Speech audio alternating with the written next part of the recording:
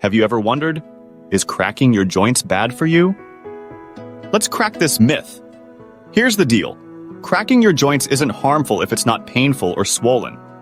The sound you hear is just gas bubbles popping in the joint fluid. Nothing to worry about. However, if you experience pain or discomfort, it's best to see a doctor. So unless there's pain, crack away. Remember, your body knows best. If something feels off, always consult a healthcare professional.